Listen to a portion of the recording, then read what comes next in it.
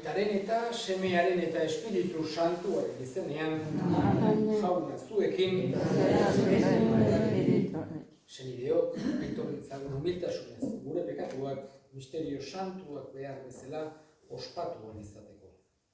Erruki jauna, Kristo erruki, erruki jauna, erruki dakigula jainko guztiz altsua, eta gure pekatuak barkaturik eraman gaitzala betiko bizitzara. Egin ezagun otoitz, hori jainko, bihotz garbia maite duzu, eta erruduna errugabe egiten. Zuzendu zuregana, zure fededunen bihotza. Sinesgabetasunaren ilunpeetatik atera dituzunak, zure egiaren argitik behin ere aldendu ez daitezen.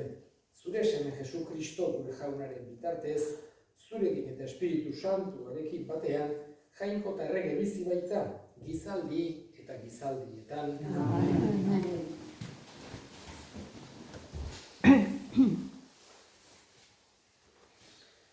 Apostoluen ekinetatik, egun haietan, Judeatik jaitsitako batzuek irakaspen hau ematen zieten senideei.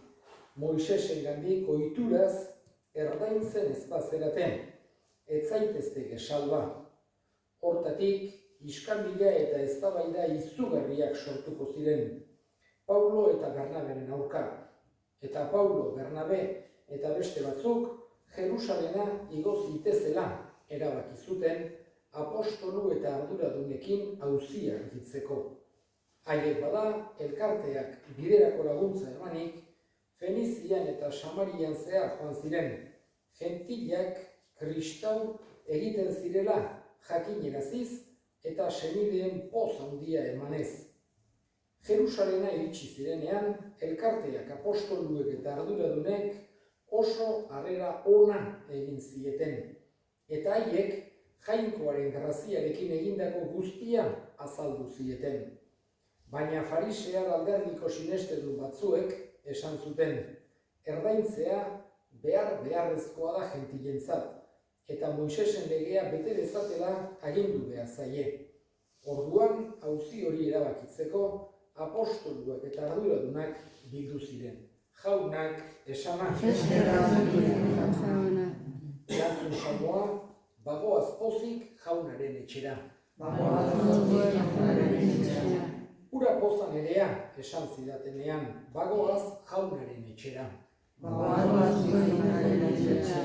Oraintxe gure oinak iritsi dira, Jerusalen zure atarira. Jaun zuekin, Jesu Kristoen Evangelioa San Juanen liburutik. Aldi hartan, Jesusek honela esan zien bere ikasleei, ni naiz egiazko mahatsondoa, eta nire aita da mahastilaria.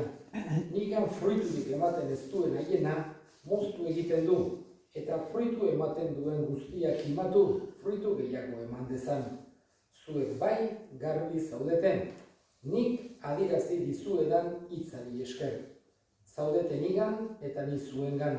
Haienak ez dezake berez fruiturik eman mahatsondoan ez badago, ez da zuek ere nigan ez bazaudete.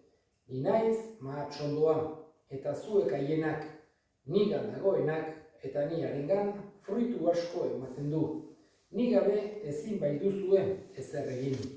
Nigan ez dagoena, haienak bezala kanpora botatzen dute, eta ihartu egiten da. Gero bildu eta sutara botatzen dituzte, eta erre egiten dira. Nigan bazaudete, eta nire hitzak zuengan badaude, eskatu nahi duzuen guztia, eta izango duzue. Honek goresten du nire aita. Zuek fruitu ugaria emateak horrela izango zerate nire ikasle. Jaunak esanak.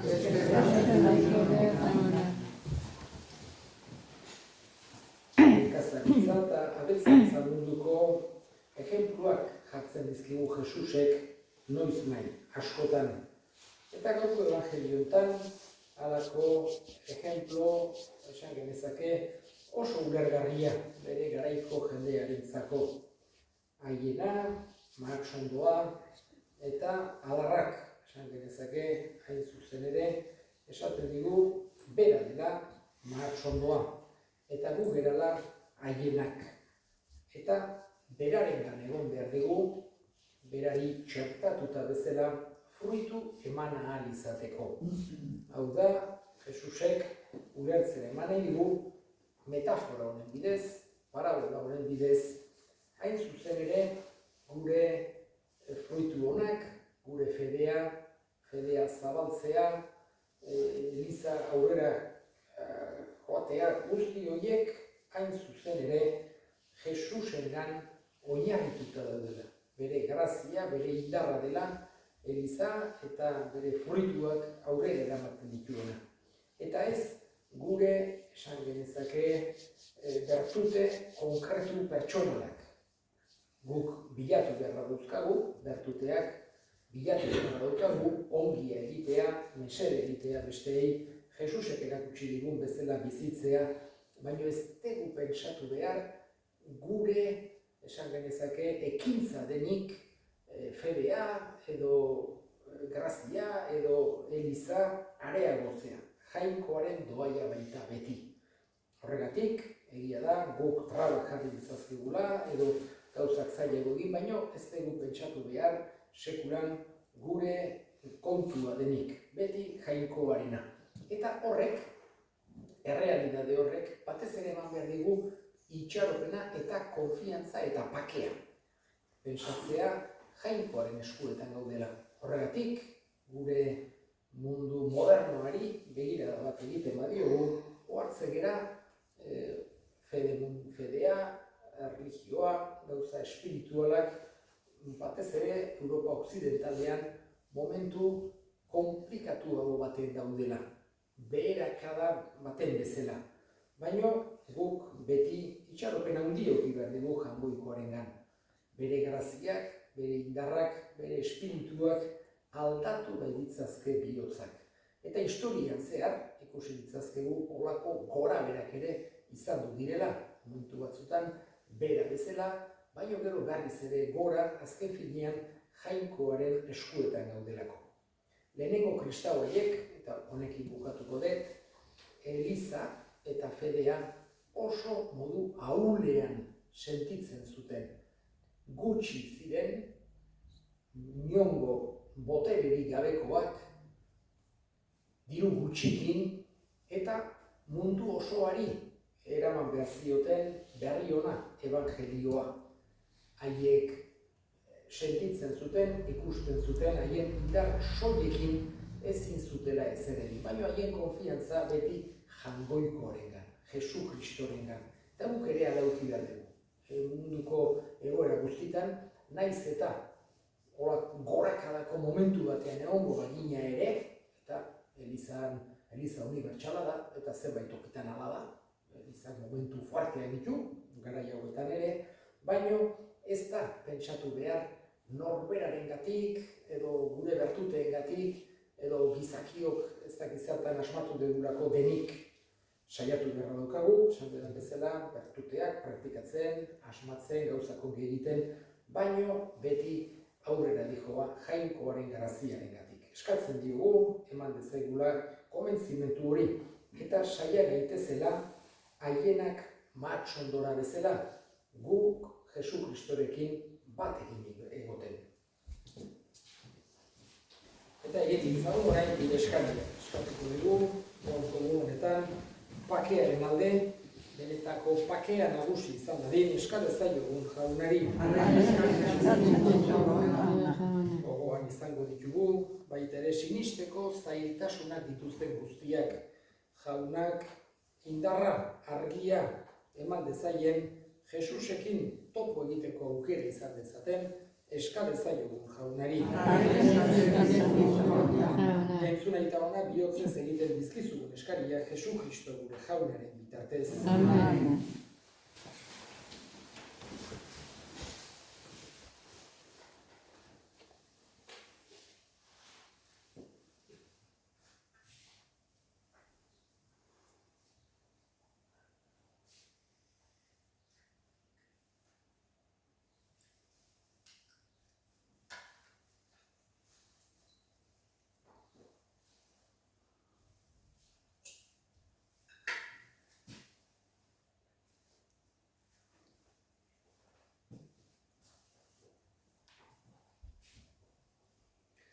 eskerrak ematen dizkizugu beti jauna, Pasko misterio honengatik. Egizu, etengabe gerta berritzen ari zaren gure erospenak ekar dezaigula betireko poza Jesukristo gure jaunaren bitartez. Amen. Jauna, zuekin. Gora bihotza. Eskerra jangoiko gure jaunari. Egokira bai eta zuzen, bidezko eta salbagarri, zu jaunari beti gorestea, baina poza handiagoz eta bereziki, Kristo gure Paskoa, ila eta eskainia izaten aldi honetan. Bere gorputza gurutzean eskainiz, beren betera ekarri bitu lege zaharreko sakrifizioak, eta gu salbatzeko zuri bere burua emanez, bera eginda apaiz aldare eta opari. Horregatik, Pasko pozez gainezka daude gizon emakume guztiak mundu zabalean. Zeruko indar eta ingeru guztiek ere, horregatik dute beti zure aintzaren gorespena kantatzen.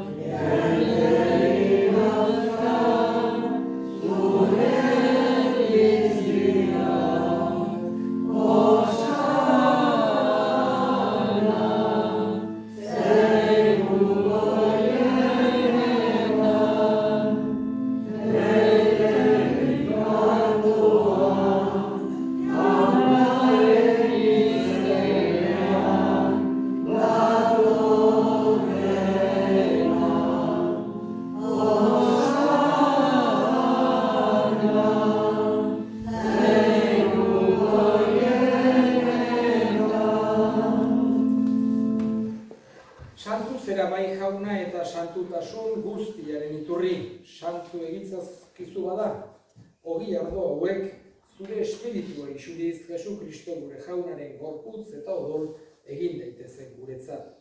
Berak, saldu zutenean eta bere gogoz gurutzera zikoala, ogi hartu eta eskerrak emanez zatitu zuen eta bere ikaslei eman zien esanez. Hartzazue eta jan guztio kontatik, hau nire gorputza data, zuentzat emango dena.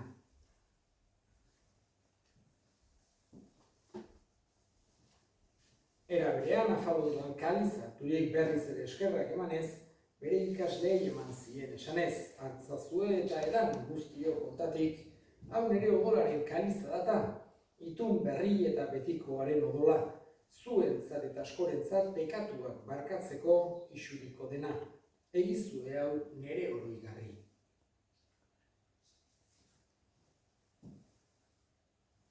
Hau da, sinismenaren misterioa.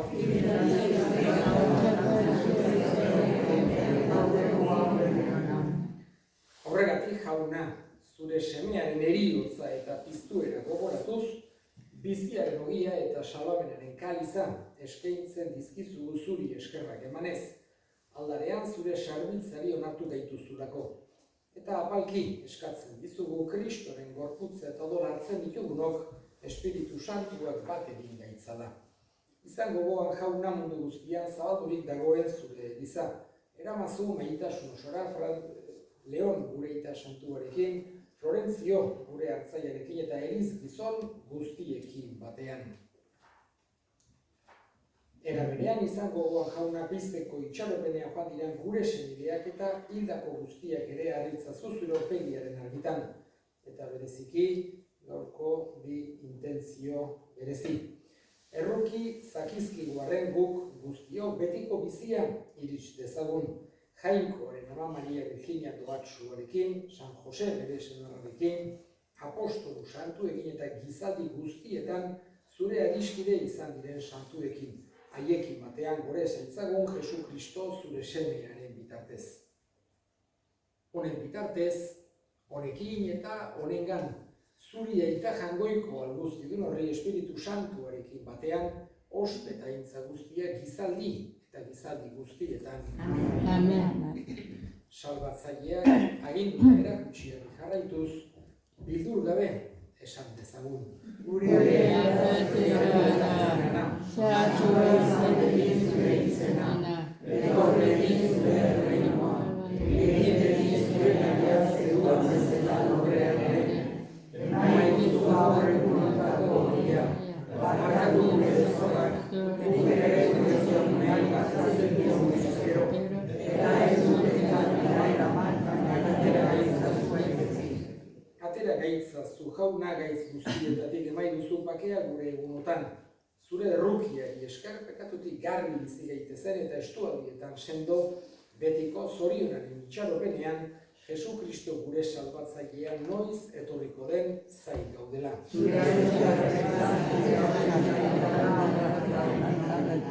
Jesu Kristo gure jauna zure esamada apostoluei pakea uzten dizuet, nire pakea ematen, begira zure Elizaren sinismenari eta ez gure pekatuei.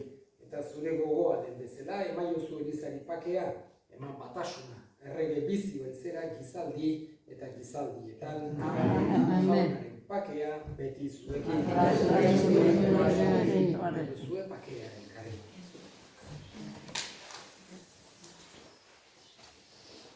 Jangoikoaren bildotxa,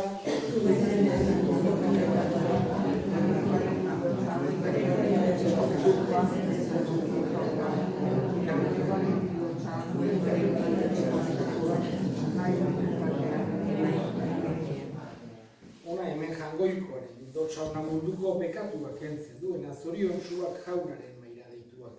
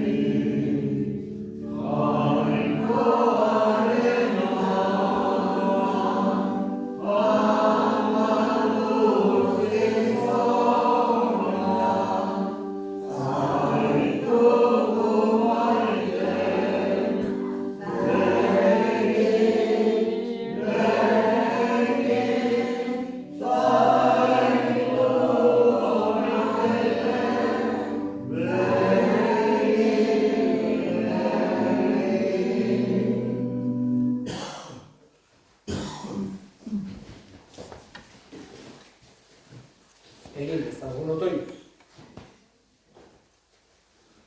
Entzun jaunak gure otoitza, gure erospeneko harreman santuok irits dezaigutela bizitza hoietarako laguntza eta betiereko poza. Jesu Kristo gure jaunaren bitartez, jauna zuekin, berika zaitzatela jainko guziadunak, aitak eta semeak eta Espiritu Santuak, zoazte jaunaren pakean.